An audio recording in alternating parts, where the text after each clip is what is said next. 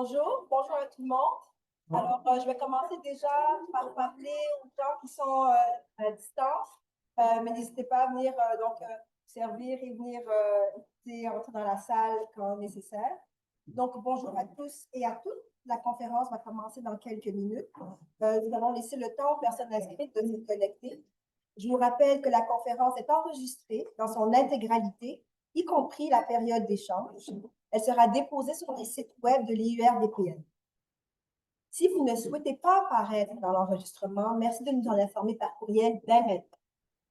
La présentation durera environ 45 minutes et sera suivie d'une période de questions et d'échanges. Vous pourrez poser vos questions via la zone de clavardage à la fin de la présentation. Je veillerai à en assurer le suivi avec notre invité. Le diaporama sera aussi partagé avec toutes les personnes inscrites. Vous recevrez les inscriptions pour y accéder, ainsi que le formulaire d'évaluation par courriel après la conférence. Étant donné que notre invité est anglophone, je vais maintenant parler uniquement en anglais, mais s'il y a quelques questions que ce soit, n'hésitez pas à utiliser la ville de clavardage pour la poser. Alors, my name is Dorothy Barthélemy. I'm a full professor at the School of Rehabilitation at Université de Montréal and lead of the Mobility Axis at IURDPN, which is the Institute of Research on Physical Deficits in Montreal. So welcome to this scientific conference hosted by the IURDPN in collaboration with the CRIR. The CRIR is our research center here in Montreal. We are honored today to welcome our distinguished guest, Dr. Chester Ho, Professor of Physical Medicine and Rehabilitation at the University of Alberta and holder of the Spinal Cord Injury Research Chair and Medical Director of the Glenrose Rehabilitation Hospital in Alberta. So maybe a small bio, really quick bio about Dr. Ho. So Dr. Ho is the chair in Alberta and Edmonton. He's the facility medical director at the Glenrose. He has trained in Cambridge University and Harvard Medical School, where he was chief resident. Dr. Ho is a renowned clinician researcher with an interest in the rehabilitation and healthcare delivery of persons with spinal cord injury. He has been funded by the Canadian Institutes of Health Research to study the transitions in care for persons with spinal cord injury from inpatient rehabilitation hospital to the community. He's also been funded by the Craig H. Nielsen Foundation in the United States and Praxis Spinal Cord Institute in Canada to study the effects of early functional electrical stimulation cycling after new spinal cord injury. Dr. Ho has really published a lot, has published over 150 peer-reviewed journals in top rehabilitation journals. And for those with that interest, he has an H index of 33, which is amazing. Dr. Ho aims to improve the quality of life of people with spinal cord injury through integration of his clinical, research, and administrative responsibilities. As a result, he was awarded as the 2021 Champion of Change by the Canadian Spinal Cord Injury Rehabilitation Association. In 2023, he was one of the 6 recipients of the Chinese Canadian Legends Awards in Toronto for his outstanding achievement and contributions to the community. Dr. Ho, it's really a pleasure. Thank you for coming. Thank you. Bonjour. C'est un plaisir pour moi d'être ici aujourd'hui. Je m'excuse si mon français n'est pas bon. Je vais donc présenter en anglais. J'espère que cela ne vous dérange pas. Okay, it's really my pleasure to be here, and thank you so much, Dorothy, for the very kind invitation and introduction. So Dorothy asked me to talk about my program of work, and so I have 3 main things I want to achieve today. So the first one is just to share my current spinal cord injury practice and responsibilities. And then I want to review 2 of my research projects that may be of interest. And then I want to discuss maybe some opportunities for collaboration together. So as Dorothy said, I'm a specialist in spinal cord injury rehab. And I also do research, and I have some administrative leadership duties in Alberta.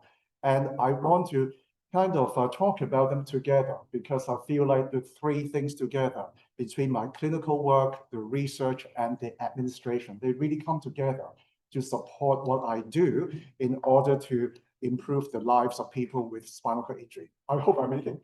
And now my 3 research areas of focus are The first one is to look at how we can promote neural recovery through early rehabilitation intervention, such as FES cycling, like you guys are doing. So that's wonderful. And the second thing is to look at the healthcare delivery for people with spinal cord injury. And you may wonder why I'm interested in that, because, well, I actually have lived in multiple places around the world. I was born in Hong Kong, but I moved to the UK, where I went to school, and then I did also a lot of training and worked in the US for quite a few years before I moved up to Canada for my family. And so I've seen lots of different ways of healthcare delivery. And I really wonder why they're so different and what works the best for people. So I'm interested in that. And then I also am interested in the management of complications after spinal cord injury. And so I put on pressure injury. There's an example. And you may wonder why I'm interested in that. Well, actually, you know, during my residency training, my gosh, 20-something years ago now, and my first rotation was in spinal cord injury rehab. And right away, I said, this is going to be my career because I love it. And so 20-something years later, I'm still doing it because I'm loving it. But there's a but. But when I was doing my residency, I saw that, oh my gosh, there were so many people with SCI with pressure injuries. I thought that was crazy. How could that happen at this day and age? That was 20-something years ago, and it's still happening. So I'm still very keen to look at how we can improve, you know, things like pressure injury to prevent them, right? To really improve the lives of people with SCI, because it's a big problem, as you know. Okay, so those are my three main areas of focus for research. So let's talk about my clinical practice and then my administrative duties. I want to see then, you know, how they all come together to support, you know, my goals. So in my clinical practice, I do two main things. One is that I do acute care spinal cord injury consultations at the University of Alberta Hospital, which is one of the two main trauma centers in Edmonton. And my colleague covers the other hospital, but I cover the U of A hospital. And so there I co-manage, you know, with the team there for their medical situations. And also I work a lot with the allied health rehab team there for rehab planning, and also do prognostication for spinal cord injury there. And to also facilitate transfer to the Glenrose Rehab Hospital if they need inpatient rehab. And for those who don't need inpatient rehab, I may follow them after their discharge from the acute care facility in my clinic, which is the second part of what I do at the Glenrose Rehab Hospital. I have a longitudinal clinic. So I see people with spinal cord injury every single week in my clinic for things like the annual checkups and ongoing management of the spinal cord injury related medical issues, and to also do rehab assessments and recommendations. And because we cover a large geographical area, and for instance, for Edmonton, we cover the northern part of the province, plus also the Northwest Territories, eastern part of BC, and also western part of Saskatchewan. So we do a lot of remote consultations, and so hoping to really support our populations wherever they are. And so that's my clinical part. Now, here comes my administrative part. People are wondering, why on earth are you doing admin? And so basically, you know, after I have been in practice for a few years, I figured out that, you know what, when I see patients, I make a difference one-on-one, which is very satisfactory. But I thought if I wanted to make a bigger difference in terms of, like, you know, at a systems level, I need to get into administration. And so that's how I got into administration. And so basically, right now I'm the facility medical director at the Glenrose Rehab Hospital. I just took on that role a couple years ago, and they asked me if I wanted to take on that position. And prior to that, I was the head of physical medicine rehab there at the university. But they asked me if I want to take it on. I said, on one condition. I said, I'll take it on if we have the opportunity to really further develop the Glenrose as a clinical research rehab hospital. They said yes. So I said, okay, here I come. So I agreed to be taking on that position. And so today I saw, what you guys have achieved is amazing, and I really want to, take some of the learnings I've collected today back to the Glen Rose to see how we can copy some of your really success stories. So thank you. And then I also work provincially with a network called the Neurosciences and Stroke Program Improvement Network. This is a provincial network that looks at how we can improve the programs provincially by looking at evidence and also innovations, research, etc. So you see how the research and clinical paths all coming, right? And so for that program, right now we're working on something specific to spinal cord injury. And that is to use the current evidence on the importance to decompress the spinal cord within 24 hours after a traumatic injury. And that is not standardized right now across the country. And so we're hoping to do this project to work with our surgical teams and also the operational leaders, right? Because it takes a village, not just the surgeons, to make it happen so that we can actually decompress people's spinal cord compression within 24 hours after the injury in the province of Alberta. So that's another example of how we're taking the research evidence into our practice. And then I'm also supporting the development of the Neuro Rehab Innovation Center at the U of A Hospital, which will be opening later on this year. And that center was actually the product of a program that I initially introduced to the system. Basically, I was working on a grant for CFI, for the Canada Foundation for Innovation, a few years ago to try to actually bring funding to rehab research to get state-of-the-art equipment at the three main hospitals in Edmonton: the Glen Rose Rehab Hospital, the U of A Hospital, and the Royal Alexandra Hospital, which is the other acute care site that does spinal cord injury. That did not get funded.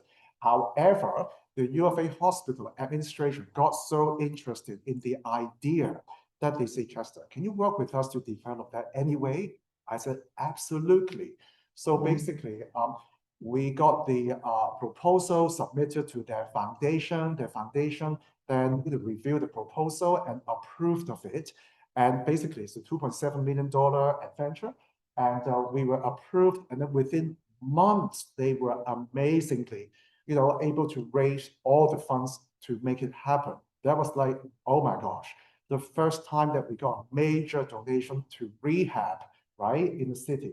I'm so excited. So now the renovation started, I think in December last year, and it will be done by later on this year. So that will happen, that will integrate research together with clinical practice at the U of A Hospital for people with brand new spinal cord injury.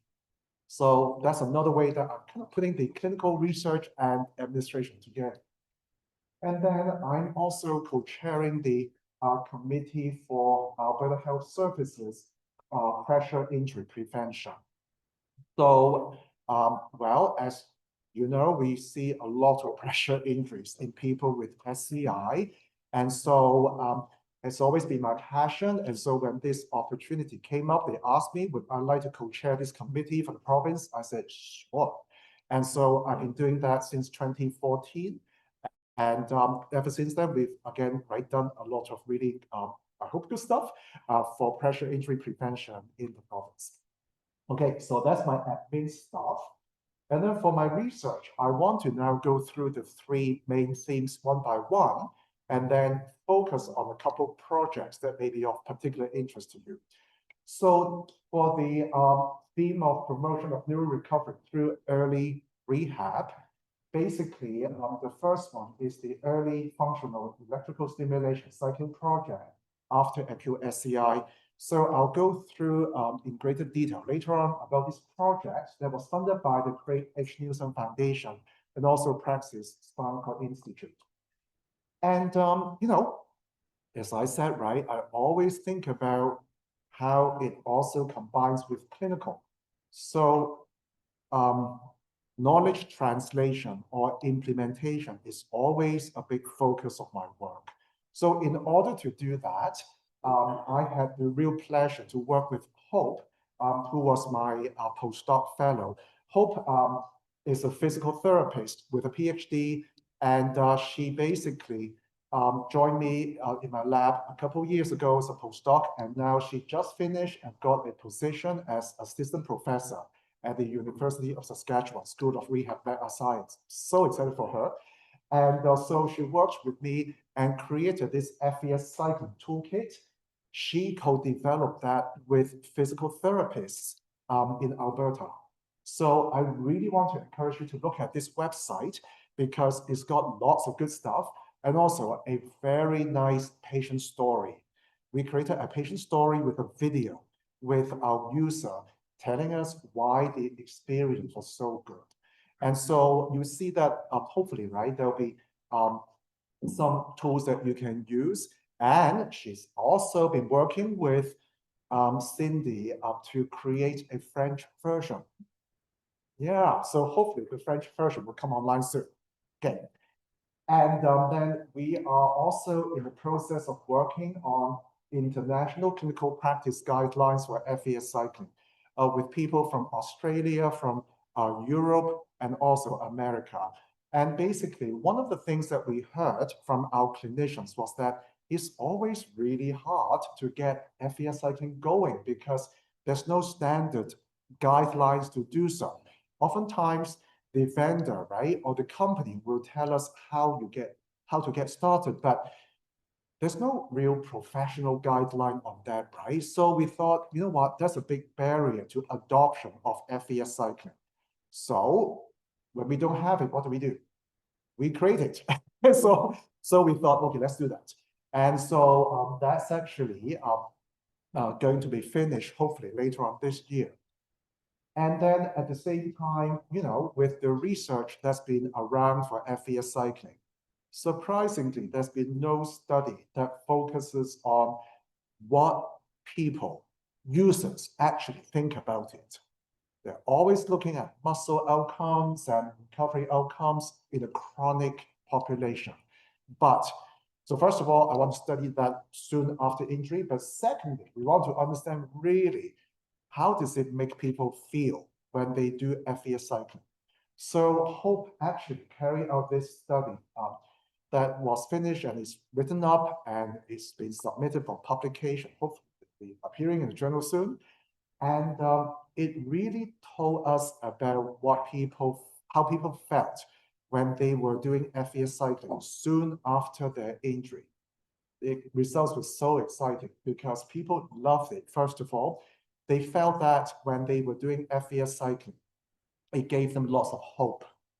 And also, even though some of them did not continue with FES cycling after they left rehab, they said that just the fact that they were engaged in early exercise training like that actually set them up for success later on in their life to participate in other things, such as one person said that she went back to horseback riding. This is a para who said that that whole experience really gave her confidence and also inspired her to do something like that. So they felt like this really set them up for success later on. So I think that those are really important lessons for all of us because otherwise we wouldn't have thought out. Okay, so that's the first focus. The second focus is healthcare delivery for spinal cord injury. So a few years ago, you know, as I mentioned before, right, I was wondering how does it work with all of the different countries? They're doing different things for spinal cord injury. And so I found that there's actually no comparison between the models of care. So we set out to do a scoping review of the models of care of spinal cord injury all around the world. You see that I'm a very practical person, right? If there's something that I want to find out, but it's not there, I'm just like, okay, let's just do that. And so basically, that study was very helpful and it was the foundation for the next step that we'll be doing now. And that is to try to look at what good elements should be in a model of care across Canada.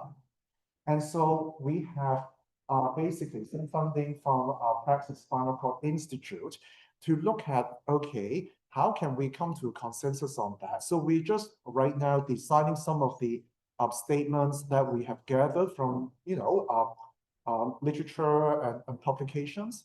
And once we have got the consensus draft statements created, we'll be inviting many people across the country to vote on those. And then we'll go through a modified Delphi process to come to a consensus as to what the potentially ideal aspirational state should be. And I'm hoping to get you guys involved as well. And then the third project is something that I'll talk about in greater detail. It's called Connecting and Coordinating an Enhanced Network for Transitions in Care, or we call that the Concentric Project, because I can never remember that title. And so basically, this is a project that's been funded by CIHR to look at how we can actually transition people better from an inpatient rehab hospital back to the community, especially in the rural areas. I'll talk more about that project in a moment.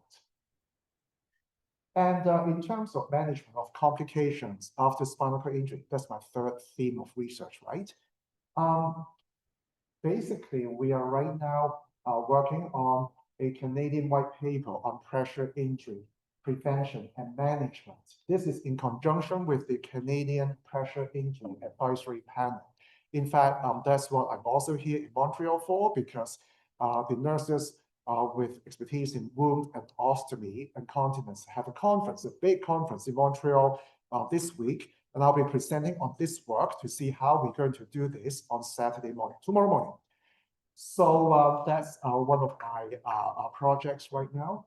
And then also I worked with this company called Nanotest, which is a homegrown company in Alberta.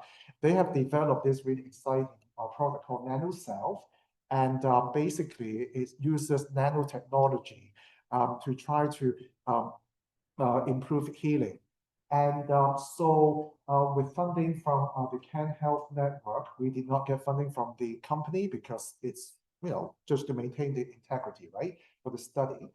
And so we looked at how feasible and what the human factors are in applying such a new treatment in the clinical setting. So we did that in, rehab and continuing care and acute care settings. And we just submitted a paper as well for that.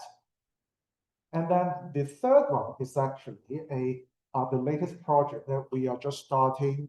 We'll start once we have ethics approval. Ethics approval was submitted, but we are ready to go. This is a collaboration with Switzerland. Basically, it's the use of transcutaneous abdominal stimulation just on the abdominal wall with 4 electrodes to see if we can improve bowel care, to see if we can decrease bowel management time in people with chronic spinal cord injury.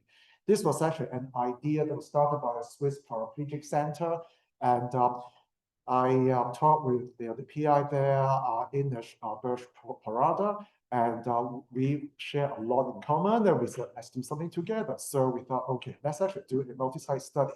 So we're doing a pilot study in Edmonton, and then with this data, we will also contribute towards the design of a multi-center trial together with Switzerland and Norway.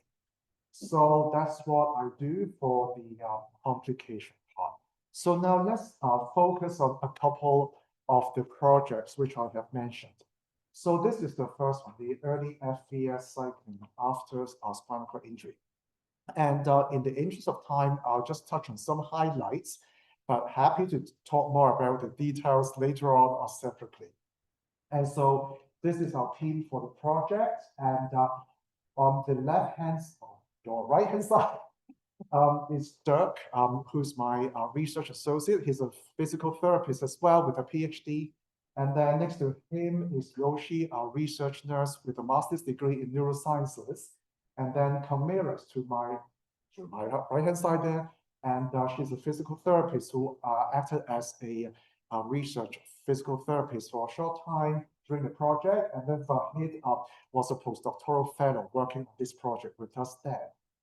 So the background is that I don't have to tell you guys, with FES, you can actually make, paralyzed muscles contract.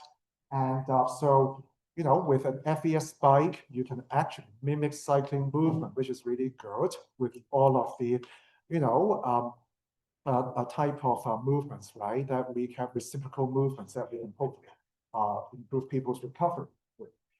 And basically, we realized that, okay, the bike is nothing new. It's been around for like, 20 something years, but the clinical adoption has not been very high. And so I've always wondered why, and hence a lot of the other projects that I have been doing, right? And but for this one, we want to look into this with a different lens. I want to look at this through, early intervention, because we know that there's evidence in the chronic population. In people with chronic SCI, it's been shown to, improve their cardiovascular health, tissue health, etc. But does it mean that if we do it earlier, soon after their SCI, they'll have even better results? That's what I want to find out. And so basically, we then got funding to do this pilot study. And it's just a single site clinical trial with these two questions, right? Can FES cycling starting early prevent muscle atrophy? Can it promote neural recovery? So those are our two main questions. And guess what? We actually started this study in, my goodness, 2020, just before COVID. And so amazingly, despite COVID, we started the work at the University of Alberta Hospital. Amazingly, they allowed us to continue to recruit, etc. We recruited 36 people through COVID. So I really have to give kudos to my team there for doing this amazing work. So I'm going to show you this bike. You have the same bike here. And so basically, this was one of our participants. And so we were aiming to do 3 sessions a week. And doing that for 15 to 45 minutes. Why the range? Well, when we first started, on some people with brand new injury, they couldn't really go on for more than 15 minutes. So that's why the range, that you see there. And so basically, we have these inclusion and exclusion criteria. And earlier, had a chance to discuss with Dorothy, a team about, your study. And basically, you see that we are very liberal with our criteria. And that's because it was a pilot study. We wanted to be as inclusive as possible, but we have learned a lot there. And if I were to do it again, I would change some of these protocol and methodologies. But that's what we had. And so we did not include people with AISD classification if they're able to walk without assistive device, or unstable fractures, or those who are pregnant. If they had other things like blood clots and even pacemaker, it doesn't matter, because we're not stimulating near the cardiac pacemaker. But actually, we didn't have anyone pacemaker in the end anyway, but it wasn't excluded. And also for blood clots, it's okay. As long as they were fully anticoagulated, they were still to be considered. So in terms of outcome measures, we basically measure 3 main categories of things. One is to look at CT scans of like cross-sectional areas of the thigh and the calf muscles. We look at the slices like halfway through, like 50% down the femur and 35% down the tibia. We found that we want to just standardize that, right? Again, didn't know what the standard was in the literature because there wasn't. And so we just look at that and see, okay, which should we look at? And then we agree that these cross-sectional areas would be the most appropriate. And we looked at electrophysiological outcomes such as, using transcranial magnetic stimulation, spinal excitability, looking at the reflexes, and H&M wave ratio, and spasticity. And so those were performed by Monica Gostini, who is a neuroscientist with an expertise in this area.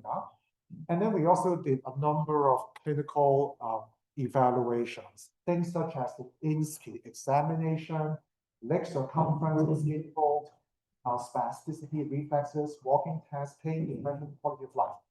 So those were the things that we collected. So I want to show you about our study design. So basically, you see that there are 3 arms from our 2 main hospitals. And the 3 arms were early FES, delayed FES, or controlled. When we say delayed, actually, they were still starting at 3 months after spinal cord injury. So by all accounts, they're still pretty early compared to the existing studies. And so it's a complex design in a sense, because there are 3 arms, but then we also have 3 phases that we look at. The first phase is like the first 3 months. So that's the first one. The second phase is like months 4 to 6. And the third phase is months 7 to 9. So I'll go through them one by one with you. So basically, for the phase 3, right, we just want to see if people actually want to continue with FES cycling afterwards or not. And we will still collect some data, after the third phase. So it was up to the users. But then in terms of like the phase 1 comparison between the 3 groups, we wanted to see if FES starting like so early, comparing the early FES group to the other ones that did not receive FES cycling, was there a difference in the outcomes, like muscle atrophy? And then we also looked at the timing. So comparing the early and the delayed group. So is an earlier start actually better than a later start? Okay, starting at phase 1 versus phase 2, was there a difference in their outcomes? So that's the second question. The third one was, okay, is the effect in phase 2 different from phase 1? Because we have all the pre and post results, right? Then we can see if actually the outcomes were different, and also we can look at the duration as well. Like one group would have done like the first one, right? 2 phases for over 6 months. Versus the second group, which we just have had the 3 months of training. So we have all of these different questions to answer during this little study. And so there are lots of results. I'm not going to show you all of them. I'm just going to show you this one slide here, and to talk about the other ones some other time. So with this one, I chose the one about the cross-sectional area in the thigh. So you see that for the origin kind of line, it represents the control. And then the blue line represented the delayed group. The third line, the green line, represented the early FES cycling group. So not surprisingly, those who did not get any FES cycling in the control group, right, their muscle atrophy just started right away after their injury. And then for the early treatment group, not surprisingly, their muscle atrophy did not occur. In fact, they gained muscle bulk right from the get-go. But the very interesting thing was, for the delayed group, we saw that they actually had an initial decline because they didn't get FES cycling, right? But after they started FES cycling in phase 2, guess what? Their muscle bulk picked right up. And actually kind of exceeded the early group. We have no idea why, but I think it's just because we got a small sample size. There's a lot of bias, a lot of like problems there, and that's why I think the results look a bit weird. But the trend was very striking, right? In that basically, even you start FES cycling 3 months after your injury, you lost some muscle, but you build that right up. Whereas if you don't do cycling, you continue to lose it. But after 6 months, you look at the early group that stopped cycling and the delay group that stopped cycling, they started to atrophy again. Now, we didn't follow them after 9 months. So we follow some people as long as 9 months. That's a very long time. But after that, we didn't follow them. So if we had followed them longer, would they have lost further muscles or what? We don't know. But I think this is very telling. Okay. And so I went through this. Okay. So in terms of the neural recovery outcomes, excuse me, I just want to quickly summarize what we found. So in terms of the electrophysiological findings, actually, they were really surprising to us because we expected that to generate much more sensitive measurements of neural recovery, but actually the results were sort of, all over the place. So we couldn't quite interpret that. And but then with our clinical outcomes, we had some really good sort of, discovery. So for people with AIS-CMD, they were improving anyway. And actually, we couldn't get many of them to carry on cycling beyond 3 months because they're just improving so well. They didn't want to continue, so they dropped out. And so that's a big lesson for me. And now, in terms of, there are other results that I can show you, but they're not here today because of the interest of time. But basically, with CMD, they're just going to improve no matter what you do. Good for them. But, do they really benefit from FES cycling as a result? Not entirely sure. But for the A and B, very interesting. Even though it's a small sample that we have, we saw that the majority of them actually converted to incomplete status. Now, they did not really gain any sort of muscle function, so they could walk, but at the same time, some new muscle contractions, or they regain sacral sensation or sacral contraction. What does that mean? Not entirely sure yet from the study, but I'm super excited because to me, that means that there's a signal that something that we did for people with AIS A and B is actually potentially helping them to recover. We need to look into that further. And so that completely changed my mind because before the study, right, a lot of the clinicians would come to me and say, you know what, when we do FA cycling, isn't that really supposed to be good for people with AIS, C, and D? Like they would benefit the most, right? Let's focus on those. But with these results, I would argue that I would love to study this or focus this more on people with AIS, A, and B injuries. Just my initial thought.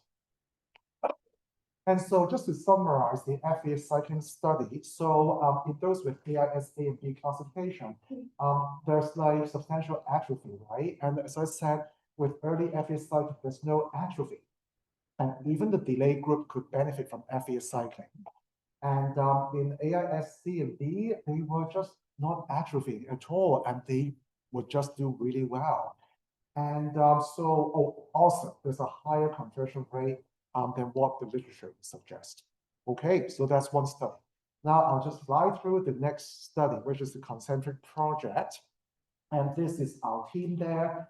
And this is a provincial project that includes people from Calgary, the other major SCI center, as well as from the rural areas, community partners, people with lived experience, families, caregivers, they're all in there. So basically, this was from our CIHR to help us to design, implement, and evaluate an evidence-based, standardized provincial model of care with clear transition strategies with people with SCI. So basically, why did we want to do that? We knew that in the community, people oftentimes felt that they were really, not able to connect with the centers with special expertise in SCI. And also, we know that with the cost of care for people with SCI is very high. But a lot of those probably were due to complications. Now, this is an assumption. It's not due to what we have found, okay? So if we were able to transition people better back into the community with ongoing support, does it mean that there'll be lower rates for, complications and better satisfaction and hence healthier people, right? So that's the assumption. That's one quote from one of our patients that I'll never forget. So the patient told me that after they left the spinal cord injury center, they felt like they fell off a cliff because they could hardly get, a lot of support and continuity afterwards. So this is why we wanted to do what we do. Okay, so the three goals there to improve care, to engage, empower, and leverage our multiple partners, and to facilitate connections between all of these people, not just in the healthcare system, but in the community and also in the healthcare system, and just everybody needs to come together. So this is using a community-based participatory research approach. So a lot of qualitative work in this project. And so we had 3 stages for this project. The first phase, which was the situational analysis, tons of interviews with everybody, lots of qualitative data. And we also got some of our quantitative data from our data support system in the health service as well.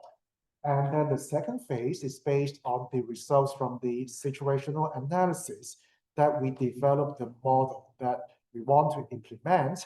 And then in the third phase, which is what we're going through right now, is the model implementation phase. I'll go through that quickly. This is a busy slide. It's not to show you exactly who they are. It's just to show you how many different types of partners we have had in this project. We have actively engaged well over 100 people across the province to really participate in this project. And this is, again, just to show you the 3 phases. And also with each phase, we embed evaluation as well for each phase. And so these are the results from the first 2 phases. We found that there are 5 themes that we have to focus on and 16 recommendations. The details are not on this slide, but I recommend you to go to our project website, www.concentricproject.com. It's got all of the details of our recommendations there, so you see what they are and see if they resonate with you. These 5 themes sound very generic, but when you look at the details, they're quite specific. I'll give you some examples. For instance, when we say person-centered care planning, what we have found was that in Alberta, for instance, in the rehab centers, shockingly, we did not always have patients participating in the design of the care plan. They're oftentimes designed by the practitioners, by the clinicians.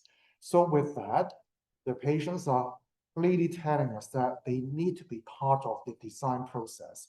The care plan needs to be designed in the rehab setting, and then the patients and the families will own the care plan and carry the care plan into the community where the family doctors should have access to the care plan, and then they will act as partners to continuously modify the care plan. And so this is a message that was very loud and clear to us that we did not do it right, that we have to change our processes. The second one was communication and collaboration between specialists and community providers. We need to figure out how to actually have some really robust and sustainable processes, not just to allow people to connect on a as required basis. Do we need to establish some clear processes? I'll give one example.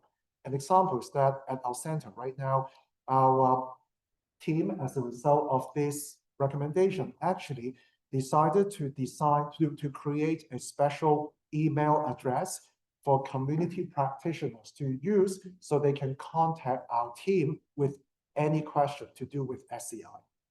So that's just one example, okay? The third one is focus on healing and recovery as defined by persons with SCI.